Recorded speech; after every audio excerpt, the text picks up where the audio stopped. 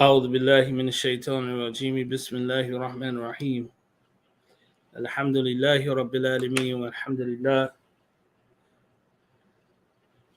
وأفضل الصلاة وتم التسليم على سيدنا محمد وعلى آله وصحبه وسلم رضي الله تعالى عنه السادة التابعين وعلماء عاملين وأئمة أربعة مجتهدين ومخالديهم إلى يوم الدين وبعد السلام عليكم ورحمة الله تعالى وبركاته. I didn't really want to be long. I just, figured I'd chime in tonight, especially since yesterday we didn't have our solutions podcast. Mashallah. Wanted to chime in and just discuss a few things. And when you're talking about reviving the American Muslim community, we're actually talking about reviving it based on, sound Islamic knowledge, sound Islamic practice, where you build a vibrant community. If you look at how how the Islam you see today is kind of like a it's kind of like a big bowl, and it got a little bit of everything in it, and it's swirled around and mixed up, and this, that, and the third, and where it's lacking that family and community connected to the learning. Alaikum assalam wa rahmatullahi ta'ala barakatuh. Where it's lacking that, and it's something that's important because a lot of our failures and destruction, lacking thereof in our homes and family, why there's a lot of bickering and infighting, is because of the lack of knowledge and Islamic commitment. Usually within a family, and you start off a family because everything starts with the family. From the time that one person takes Shahada, that person becomes a person who gives dawah and invites his entire family to Islam, and he becomes a representative, of that particular clan. And so then usually the people, by default, people trust that individual to bring back sound knowledge to them. And this is how it was during the time of the Prophet Muhammad sallallahu alaihi wasallam. People would go out, they would learn, they would become Muslim, they'll go back and they'll start to talk to their closest friends, family, and relatives. And the people will become Muslim little by little, bit by bit. Even if you look at how Umar ibn Khattab radiallahu ta'ala anhu became Muslim, it was based on that. He had made up his mind. Umar was a person who didn't like disruption. Wa alaikum assalam wa rahmatullahi wa barakatuh. He didn't like the disruption in the community, and this is what Islam was doing. And he thought that people were being taught to turn against families because Islam were turning people against what was already set, and they were set in idolatry, idol worship. And so Omar, made his intention, like basically, like, look, I'm gonna put an end to this once and for all. If we kill Muhammad sallallahu alaihi wasallam, then we took care of all of the problems, right? That was the way his thinking was. He was stopped along the way and redirected to his sister, who he was told that she had embraced Islam. And so upon him arriving at her home, then he heard the words from Surah Al-Taha being recited. And this led him to become a Muslim. And you read many stories like this when you read the seerah of the Prophet sallallahu alaihi wasallam. When you read the seerah of the Prophet sallallahu alaihi wasallam, you'll read many stories, many conversion stories and things of that nature. You'll read about these things happening like this. And you'll also read how the companions, how they would go out and teach. Sometimes they would go out in private. Sometimes it was in private. Sometimes they would go out in public. And sometimes they're public, when they went to the public to teach and call people to Allah subhanahu wa ta'ala, sometimes it caused a disruption, a disturbance, because the people of idolatry would listen, but those who were strongly locked into their kufr, they would object and want to throw, put harm to them and things of that nature. Sometimes, and things that was taken into consideration with regards to their retaliation or enacting or enforcing things upon the Muslims was based on who you were and what your social status were. Because you had men like Uthman ibn Affan, who was, he became Muslim, was Muslim, and, he had protection. Abu Bakr Siddiq, radiallahu ta'ala anhu, he had protection. Umar ibn Khattab, right? Matter of fact, when Umar became Muslim, Islam had gained more strength once Umar became Muslim, right? So these things are important. Family ties are important still. Family ties are important after one becomes Muslim. Alaikum salam wa rahmatullahi ta'ala wa barakatuh. These are extremely important, keeping family ties and also calling your family to Islam. So this is something that's extremely important.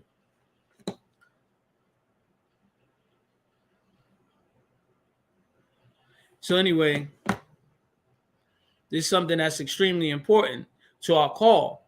The next thing, which I'm going to make segue and lead this to, the entire Islamic curriculum is centered around the Quran and Rasulullah sallallahu alaihi wasallam, right?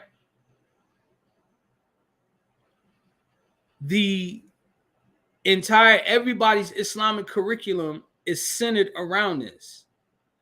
Whether it be your Arabic language is learned in order to what? In order to be connected with the Quran, to understand the Quran.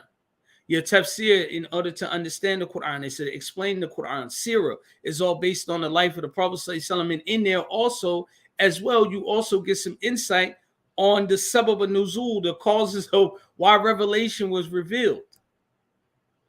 The authentication of hadith is based on the sunnah of the Prophet sallallahu alaihi wasallam, which also is still connected into sirah, right? Which is connected into ulum hadith. You learn the sciences in order to preserve the hadith and its legacy, because all of the hadith, they've been verified, authenticated, whether it's been rejected, accepted, etc., multi years ago, right? But you still have to learn that science in order to preserve that science, and that science also plays in the development of scholarship as well, especially for the person who is striving to be a faqih, right? Like a jurist. All of this stuff is all centered around the Quran. Now, one of the biggest problems that you'll find in the American community, you'll find people with very little Quran, but aktharu kalam. They have much kalam. They have much speech. Very little Quran. Most people can't read alif. And even though you have some sort of understanding from the translations that you're reading, it still limits you in certain aspects. So does this remove the title of ignorance? Because knowledge, it changes you, it motivates you, it changes you. You'll find Muslims in today's time, although claiming to be Muslim, but still doing practices that falls under the category of shirk and kufr. Think about it. The segue, the thing that opened up the door for this. People still dedicated to horoscopes. They're reading horoscopes. There are many Muslims that are apostating now, and they're into reading tarots. The cards that tell you fortune and things of that nature. Like gypsies. But they claim to be people of La ilaha illallah. And this contradicts. This is something that's fundamental, that's contradicting. But one leads into the other. Nothing comes from disobedience except more disobedience. Right? So there's a lot of things that has to be learned, to be dispelled, in order to keep Islam pure. This is why it's a constant circle of learning, set up for us to preserve our tradition and pass down. The Quran is memorized, is read, is studied, right? You learn everything that you need to learn. You start with that as your basis when you're studying as a student. Think about it. Your journey as a person learning the Quran, it begins when you're young. No matter what age, there's no cutoff age, like when you apply for universities and things like that in the Muslim lands, and they cut you off at the age of 25, or you can't join this school unless such and so on and so forth, right? However, the beginning of your affair started when Allah Ta'ala revealed the ayahs, Iqra bismi rabbika alladhi khalaq, right? Read in the name of your Lord who created you. Now with us, we like to do a lot of self-study, but we need a combination of both. We need a hybrid. We need a combination of both. We need a teacher, and we also need to be able to do be didactic and autodidactic at the same time. Our learning, we need that teacher to make us didactic, and the autodidactic is coming from you being able to read off on the side as well. So you need that ability to learn. You can't have a lazy approach towards knowledge. When you have a lazy approach towards knowledge, you're going to have a lazy approach towards your deen, because your deen is based and centered around knowledge. To tell you a little story of Sheikh Uthman bin Fodio, Taqaddamallahi bi rahmati Ameen. He had 9 children, and I think out of the 9 children, 7 of them memorized the Quran. And he took, special care to make sure that they memorized the Quran. But he had that one, the one daughter in particular that I'm thinking of was Nana Ismail. He himself was engaged in dawah and giving dawah and calling people to Allah subhanahu wa ta'ala and teaching the deen. And he was the type of scholar, as he learned, his people learned, right? So there was nobody left behind. Oftentimes there's a disconnect in brothers who are people who are connected and involved and engaged in knowledge. If you don't recognize this disconnect, then you're not really studying. You really don't care about your family. Have you ever noticed the disconnect when you're a person that say, let's study and engaged in knowledge, and as you're learning and your family doesn't want to learn, or your family's not learning, there becomes a gap between y'all. And then and then what happens is that the type of problems that you have, and we're talking about those that are like based upon non-Islamic customs, they're causing that rift between the family based on that. Most of our efforts in American Islam is to try to find a way to fit our non-Muslim customs and practices into Islam and to be accepted. And this is something that's unheard of. It's not actually unheard of. It even happened during the time of Sheikh Uthman bin Fodio in other nations as well, where people would love to mix, Iman and Kufr together. They love to mix it together, right? They were like basically, have their own little regional and religious practice that they did. Like they may worship a cow, a tree, whatever the case is, right? And then Islam taught against that. Our biggest fitna now is starting to grow into that, because people are saying, this whole thing about the power of the ancestors and things of this nature. We're starting to go backwards and go back in the time into those type of things, right? And so then they have an effect on our growth and development, right? So then also what happens is we put this big cultural barrier in the way and say, that's the Arab religion, or so on and so forth. And these things were used in order to label it, go way back in order to turn people away from Islam. If Islam was the problem, then therefore it wouldn't have never been utilized. You wouldn't have never tried to, and I'm talking about the transatlantic slave trade with that transition. It wouldn't have been the focus of removal. The removal. They removed it. They strategically had it removed. Stripped you of language, right? And I want to do more and more classes where we get into some of our history, because the history will mold and motivate you in the direction that you're going, right? It puts that it's like the engine. It's like a driving force, right? Islamic history has to be studied. Alaikum salam wa rahmatullahi wa barakatuh. Islamic history has to be studied. What do I mean by that? You have to know about the seerah of the Prophet sallallahu alaihi wasallam. This is important, right? You should know at least enough of about the four Khulafa Rashidin, right?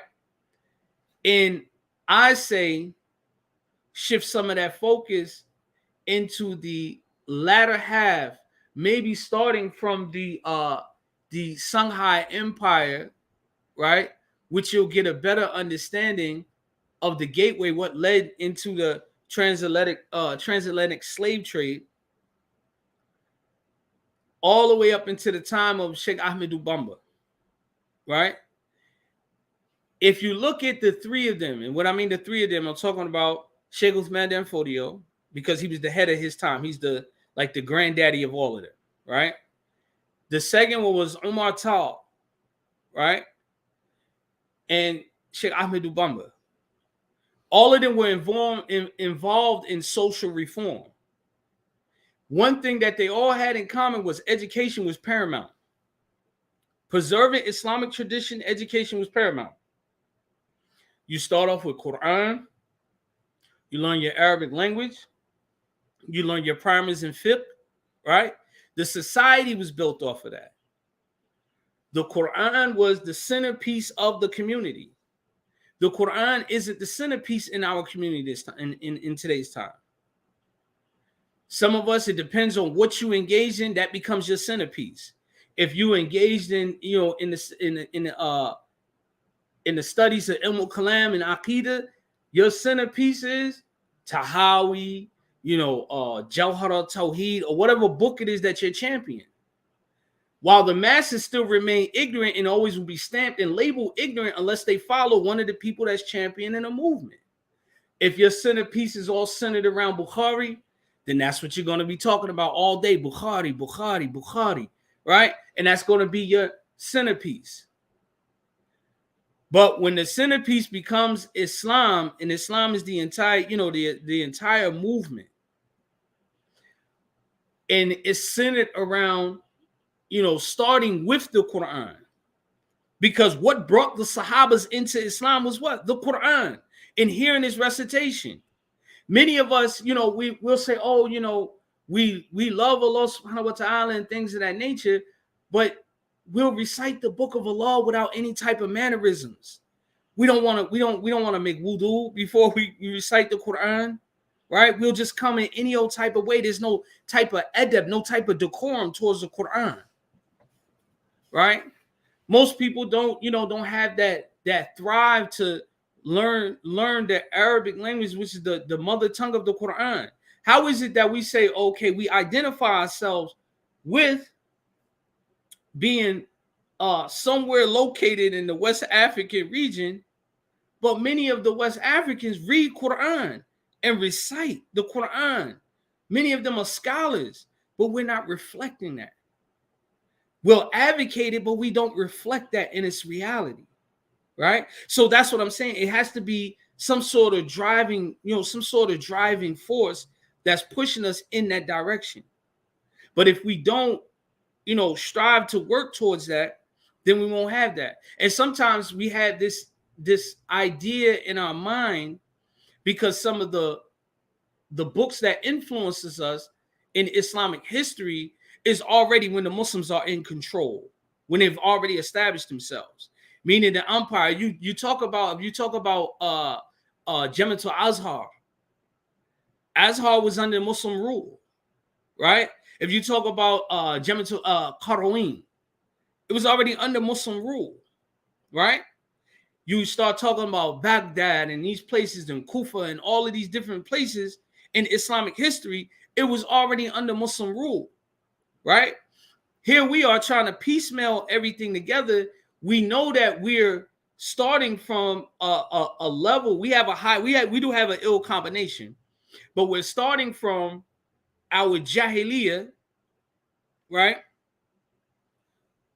Where many of us sometimes are the only Muslim in the town, sometimes one of the few Muslims, and we're not even together then. Some of us might be the only Black American Muslim in the entire masjid. right? So these things play a major part, and it affects your growth and development. It affects your growth and development, right? So therefore, what happens when you're dealing with that? You're comfortable, you don't really want to change, or you may feel you don't have the money to, leave and go somewhere where there's more Muslims to help, or you get out here and start giving dawah. So when these type of things start to happen, it stumps the growth of Islam. And usually a lot of Muslims, wa alaikum salam wa rahmatullahi ta'ala barakatuh. Most of the time when Muslims are in those kind of situations, their Islam is weak. Their Islam is weak. And then what happens is that their practice is very weak. Ramadan will come and go. They don't really know, when Ramadan start, when it end. They're not connected. Ramadan's a time of family. You ever been in a masjid where you see everybody else got a family and you the only one just sitting there? Like, yo, this is real cool, right? You want me to join? Who's that? I can't see who you are. Just say Facebook user. But anyway, so, these type of things, it molds your effort that you put in Islam.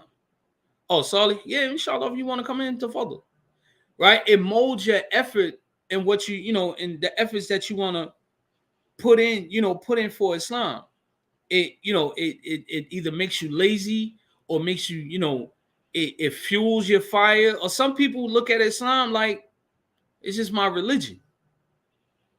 The same way that, you go to church, the same way you go to church. I pray my prayer. I get the Juma. I don't go to Juma.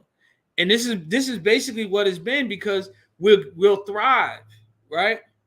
And that khutbah is a ma'idha. It's an admonition, an admonishment to fuel you to go from one week to the next week. But also the salat is centered around with regards to the salat. It's centered around you praying in the Jama'ah. You're not supposed to be alone like this, right?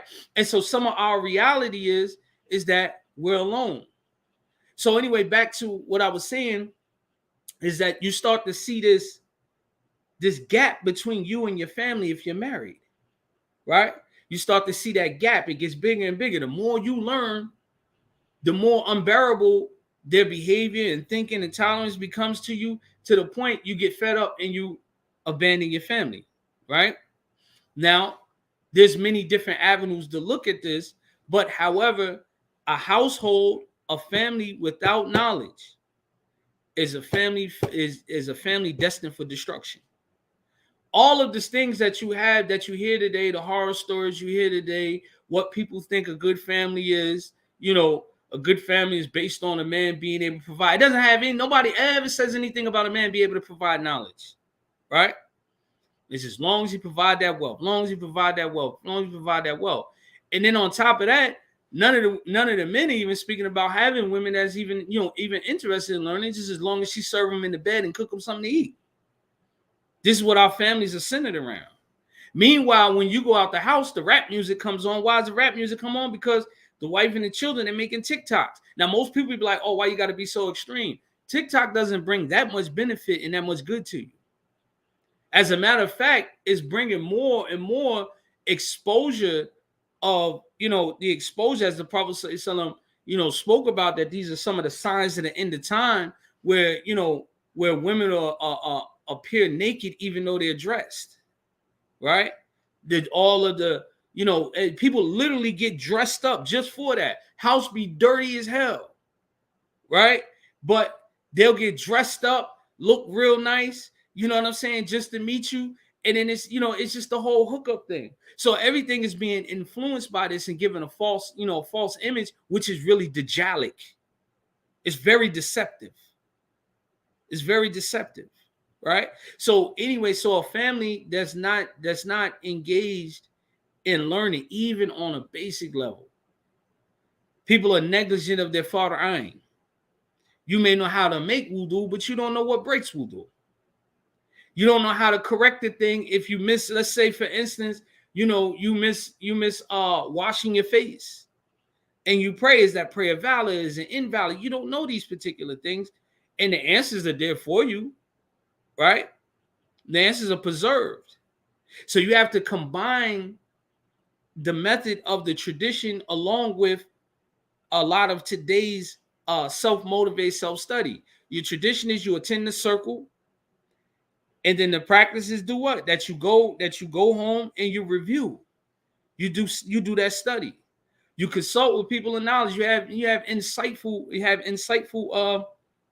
dialogue and educate conversation, right? Sometimes that brings together the hearts of the family, because most of the time when we're with our families, we're not really talking about nothing. We talk about people, places, and things, right? Oh, babe, you seen this island? Let's save up to go over here. Oh, babe, did you see such and such? So on and so forth. Did you see them shoes that such and such had on? Did you see this person? Blah, blah, blah, blah. This is what our life is centered around. But as Muslims, you can talk about different things and get inspired by things, right? And then a lot of times, especially us as men, because we done banned the women from coming to the masjid, along with the helpers of those people who are like human shayateen to turn women away from that. What happens now? Most of the women don't hear a daily reminder, and if they do hear a reminder, they only want to hear was dedicated and geared towards correcting their husband. Right? They're not really trying to polish their heart, purify that stain off of their heart. They just want to, everybody wants to pontificate, be part of the Pointer Sisters. That's my little inside joke. They know who's involved in that. They want to be part of the Pointer Sisters, right? And this is why people love those type of movements that's pontificating, pointing out this, and these people that, and these people this, and these people that, and they did this, and these people over here like this, and that people, those be the biggest movements, but those also the fastest growing movement, and it's also the fastest movement where you see people walk away from, because when there's no more people to point at, they start pointing at each other. And then it turns into a small little movement, almost a thing unheard of. Right. So anyway, I just want to mention this. I just want to mention a couple things tonight, inshallah, and I'll do it again next week, next Sunday. But the thing, hopefully these things will be a little motivating towards us. And so now the first thing that I'm mentioning about is the Quran. Your family, it has to be the centerpiece of the community, the Quran.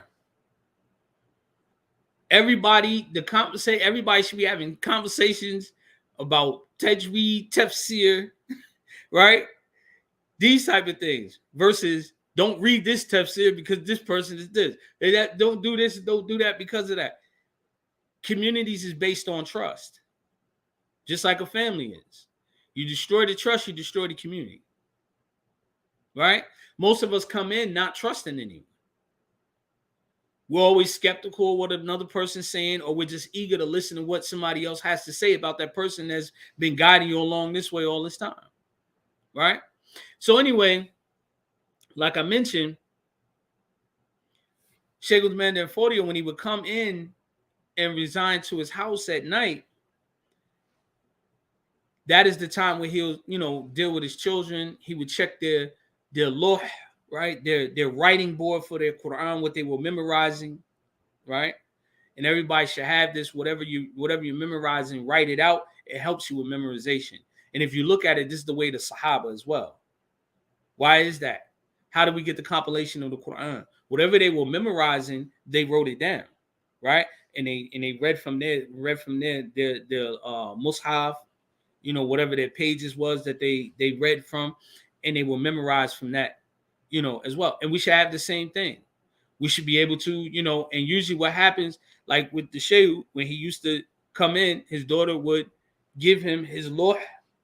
He would read it to her, have her read it back to him, right?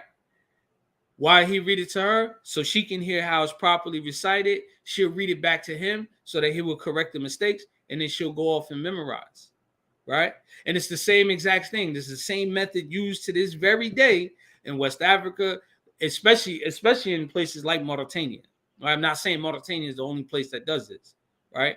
But however, It's a method that is used. You memorize whatever you're learning, whatever you're studying. You memorize that portion. You study that portion. Make sure that you understand it. You go to the next, next lesson. A lot of us, we want to do this 4-year. We got this 4-year mentality where I got to read 6, 7 different books at a time. If you can do that, may Allah Ta'ala reward you for that. But for some people can't do that. Some people have to take one thing at a time, right? In the abundance, but you have to make it your everyday. You have to make it like an everyday practice, right? What's the best method for memorization of Quran in our time and place? 1, learning Arabic along with it, right? Learn how to read it with the Arabic. 2, get the tajweed, learn tajweed with it. 3, have a teacher that you recite it to, right? 4, now you can use some of these methods. Even if 1, 2, and 3 is missing that I mentioned, but 1, 2, and 3, you always got to have your intention to always look for that, right? Number 4, I don't like saying this, but find a reciter to listen to and listen with a steady ear and mimic their style. But you still got to go back to 1, 2, and 3. You can't do it without 1, 2, and 3. Right? Write down what you're memorizing. Write down what you're memorizing, because there's nothing wrong with you circling if you make an error, right? If I could, let me see. I don't know if you guys can see this. I'm doing Quran with one of my teachers, and we're doing Qira'at al-Warsh, right? I just want to show you something. That's if I can find it. I don't know if you can see this, but this is from my notes, and I usually write it down. I'll show you. I'll share this with you, right? I don't know if you can see it, but anyway, right there it says up top, it says the mistakes I make, and if you see in here, I can't maximize it, but it's on my phone. If you see in here the notes, it's writing, because I got this green screen on. You might not be able to see it. But anyway, I write the ayats where I made mistakes on, where I was corrected. Right? I have a teacher for Quran. But anyway, today, there's teachers of Quran everywhere. There's teachers of reciters that you can get with everywhere. Matter of fact, we got a brother in our community. He's gonna start teaching soon. And so you start teaching soon, but there's teachers everywhere. We eat about a cheesesteak in Philly is like almost $20 a week. If you cut back 4 cheesesteaks in a month, you can afford a teacher online for the time being, right? Or even at your local masjid. I know in Philly there's quite a few. There's a couple communities here where you can go and learn Quran. You learn Quran, and they have Senate going back to whoever the Rawi, the reciter, their chain going back to that reciter. Matter of fact, one of my Sahabas, his son is like a juz or two from memorizing the Quran. And he did it right here in Philadelphia. They have an after school program at Imam Anwar's Masjid where the children, tandoori chicken. where the children, they go after school and they go over the Quran. They have they also have a Sundays a Quran program. There's different Quran programs here. It's just a matter of how disciplined you are. But one of the best method is to be able to write it down as well, right? And one of my teachers, this is when I learned how to properly recite the Fatiha. We came in one morning and we was going over Quran, and he was like, okay, let me hear everybody recite. He did the Fatiha check, right? And he was like, okay, sounds good. Mashallah, mashallah. Okay, good. And he said, now write it. Write what you recite. Recite and write what you said. So I'm like, what? Like, subhanAllah. But then I thought about it. I can articulate in English. I could write everything I say in English and I could spell it correctly. Or if I make a mistake, I could see the mistake I'm making by misspelling, by what I'm misspelling. Well, man, I learned how much I actually, how much of the Fatiha I was actually butchering. You know, so you start to learn your strengths and weaknesses at this point. So those things, you know, learn Arabic, learn Tajweed, make sure you got a teacher for the three of them. Get you a reciter that you love to listen to. Something that you always listen to, you'll always, you know, you'll recite, become familiar with the words in the Quran. Don't you learn music like that? It'd be like a new song that dropped at 5 o'clock on the radio, you know, and you be knowing all the words by next week, right? So it's the same thing. A lot of problems, a lot of things too, because the Quran is known as a shifa, right? Now, one of the things with the Quran being a shifa is this. Is take this in consideration. One of the things with the Quran being a shifa is this. I mean, a shifa. The Quran being a shifa, a healing, right? When you do ruqya, you do ruqya with the ayahs of Quran. Sometimes our children are bad as I don't know what's, to the point we label them with ADHD and everything else. But most of them kids, at the end of the day, they don't recite no Quran. But they can whip and nay and do every dance, and they can blick and all those different things. They can do all that stuff and give you all the songs and all that stuff. But when you ask them, recite Fatiha, there's no reason why a 10-year-old Muslim child can't recite Fatiha. Right? So this is my case in point. So we center this around, you know, around the Quran, and we'll continue to have classes. So anyway, I mentioned a couple things.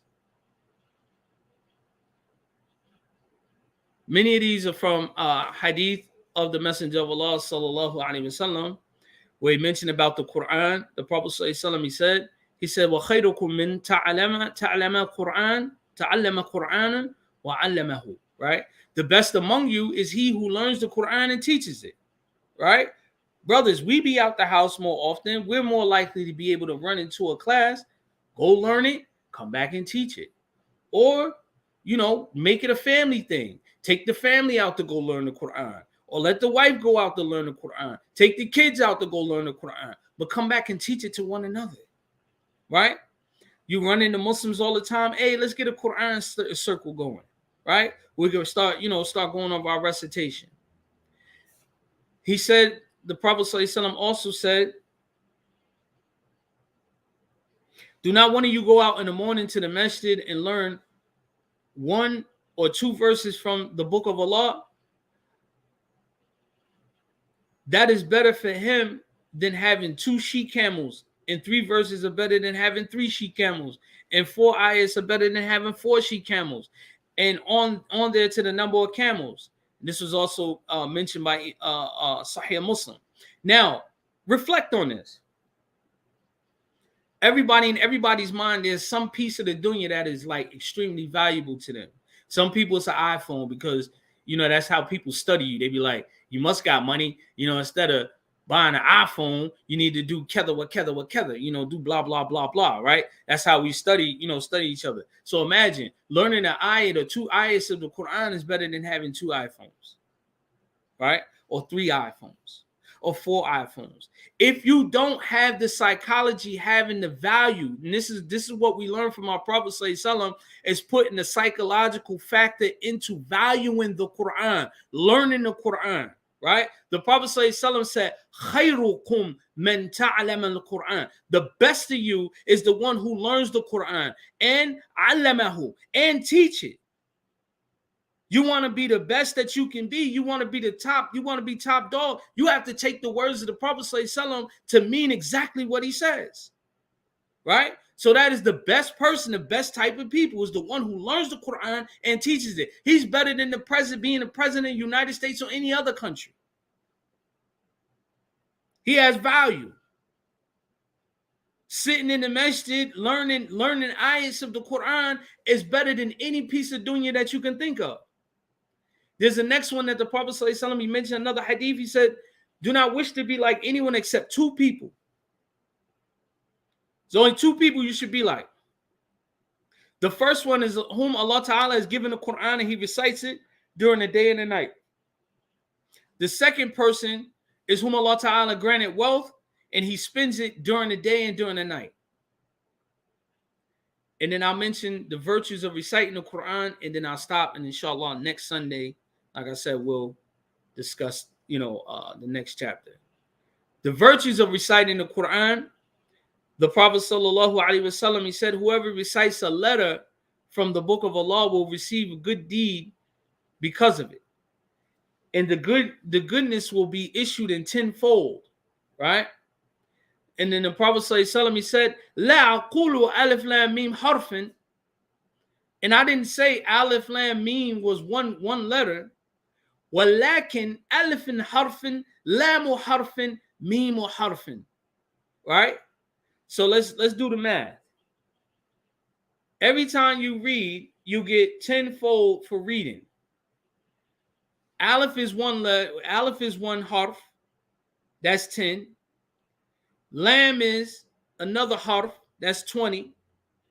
Mim is another harf, that's 30. If you take the word alhamdulillah, Aleph, Lam, Ha, Mim, Dal, right? Just alhamdu.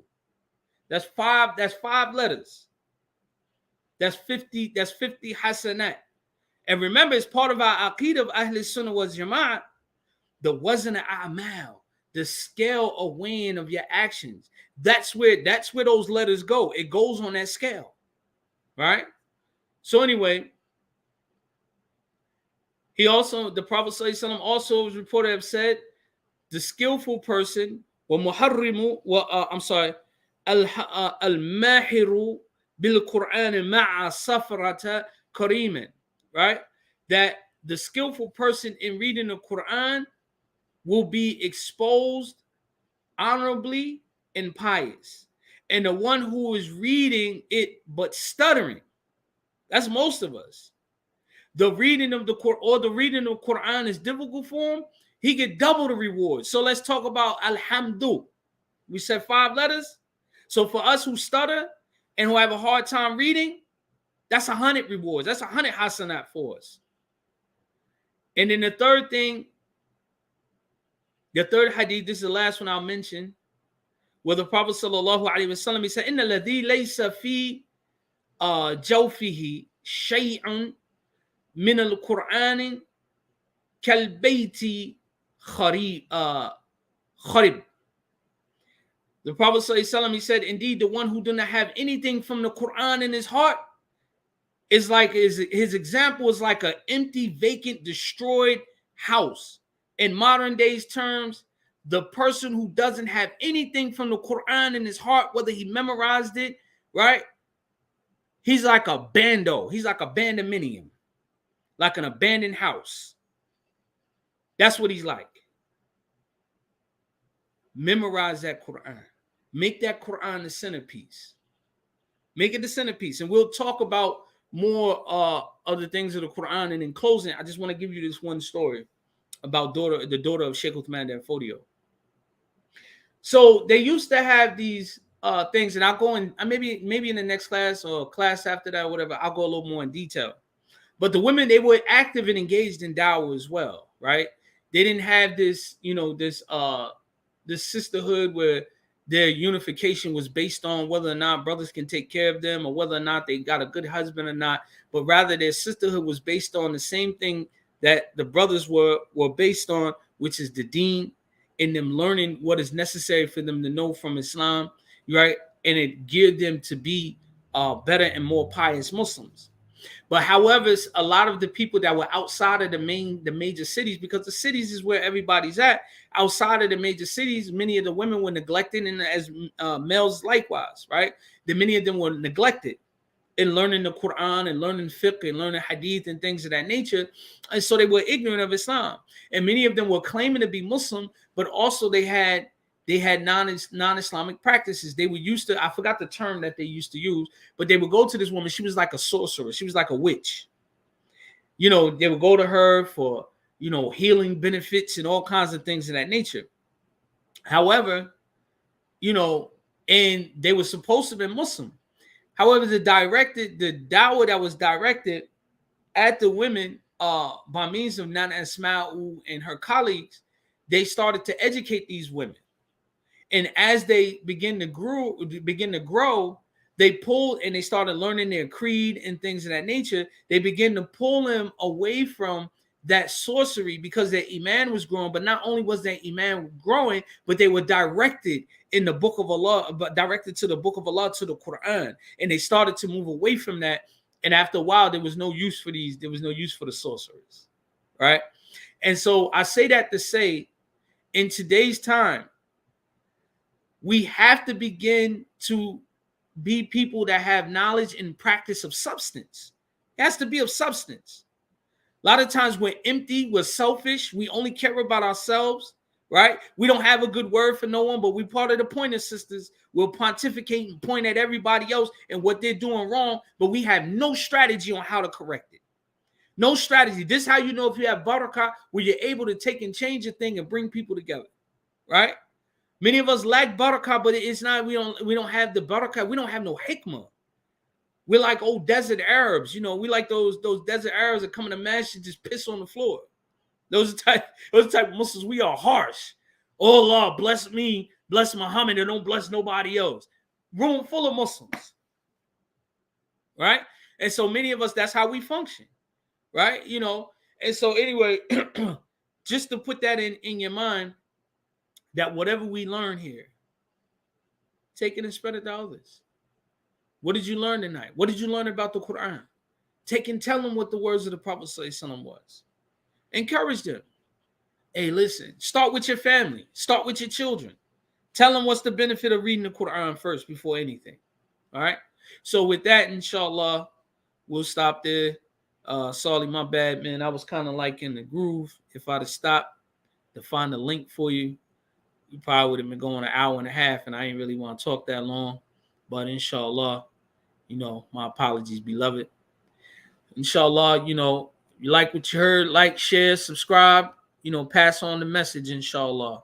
Subhanaka Allahumma bihamdik wa shadu an la ilaha illa anta astaghfiruka wa atubu ilayk. May Allah Ta'ala bless you all with a good night, inshallah. Assalamu alaikum wa rahmatullahi ta'ala wa barakatuh.